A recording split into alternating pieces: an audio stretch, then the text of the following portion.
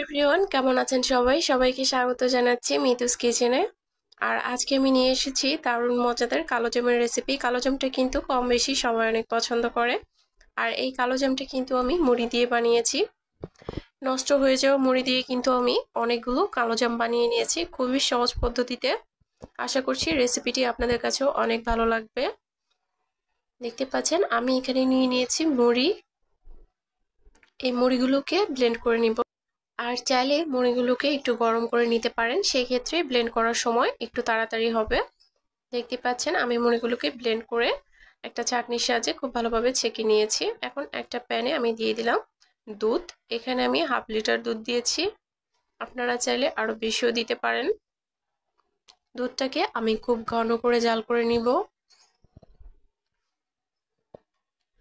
দুধটা খুব ভালোভাবে জাল করা হয়ে গেলে আমি এখানে সেই মুড়িটা দিয়ে দিব। দেখতে পাচ্ছেন মুড়ির গুঁড়োটা কিন্তু আমি এখানে দিয়ে দিচ্ছি।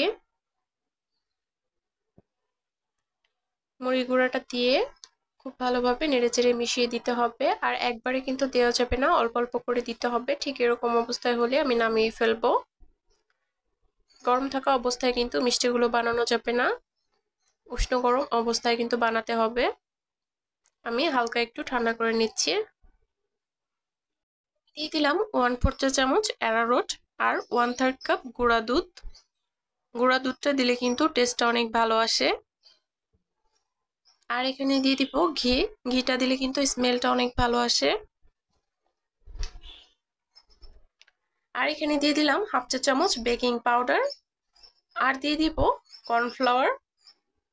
আপনারা চাইলে কিন্তু অ্যারারুটটা স্কিপ করতে পারেন। আমি এখানে হাফ চা চামচের মতো কর্নফ্লাওয়ার দিয়েছি। অ্যারারুটটা কিন্তু চাইলে স্কিপ করতে পারেন, আবার দিতেও পারেন। অ্যারারুটটা দিলে কিন্তু উপরের অংশটা মসৃণ হয়। এটাকে আমি খুব ভালোভাবে মুথে নিচ্ছি, দেখতে পাচ্ছেন। খুব ভালোভাবে মুথে আমি ঠিক এরকম একটা অবস্থায় নিয়ে আসব। তারপরে আমি এখান থেকে মিষ্টিগুলো বানিয়ে নিব। চেষ্টা করবেন একটু সমান করে বানানোর।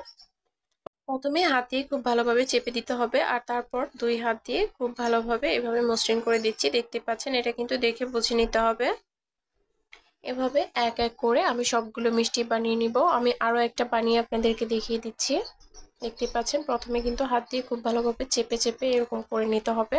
যেহেতু মিষ্টিগুলো মুড়ি দিয়ে বানানো, ছানা দিয়ে না, ছানার মিষ্টিগুলো কিন্তু সহজে আগেই ভেঙে যায় না, কিন্তু মুড়ির মিষ্টিগুলো কিন্তু আগে ভেঙে যেতে চায়। একটু সাবধানের সাথে বানাতে হবে।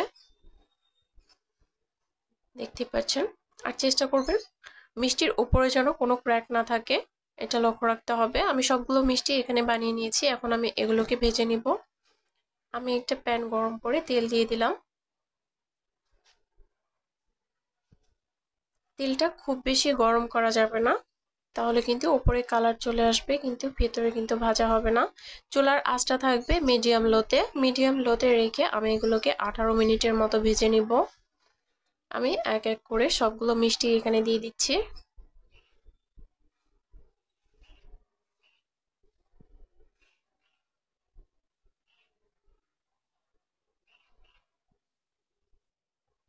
মিষ্টিগুলোকে খুবই সাবধানের সাথে উল্টে দিতে হবে, খুব বেশি নাড়াচাড়া করা যাবে না। আমি অন্য চুলায় শিরাটা বানিয়ে নিব। এর জন্য আমি এখানে দিয়ে দিলাম 1 কাপ চিনি আর 1.5 কাপের মতো জল। আমি শিরাটাকেও বানিয়ে নেব। আর এক পাশে কিন্তু আমি মিষ্টিগুলোকে ভেজে নিচ্ছি। গরম গরম মিষ্টি কিন্তু শিরার মধ্যে দিয়ে দিতে হবে। আমি 18 মিনিটের মতো মিষ্টিগুলোকে ভেজে নিয়েছি। আর আমি এখন গরম শিরার মধ্যে মিষ্টিগুলোকে দিয়ে দিব। ওঠানোর সময় একটু সাবধানে ওঠাতে হবে যেন মিষ্টিগুলো ভেঙে না যায়।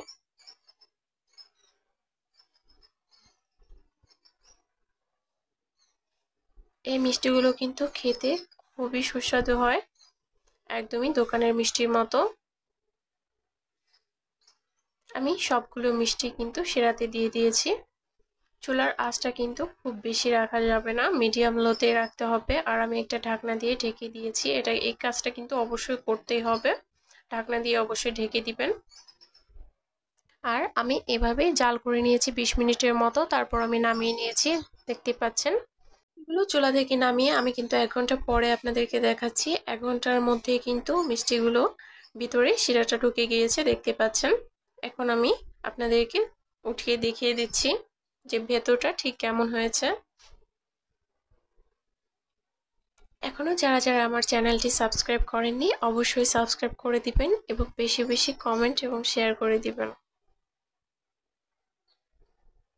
আমি কেটে দেখিয়ে দিচ্ছি, দেখেন মিষ্টিগুলো কিন্তু খুবই সফট হয়েছে আর খেতে কিন্তু দারুণ।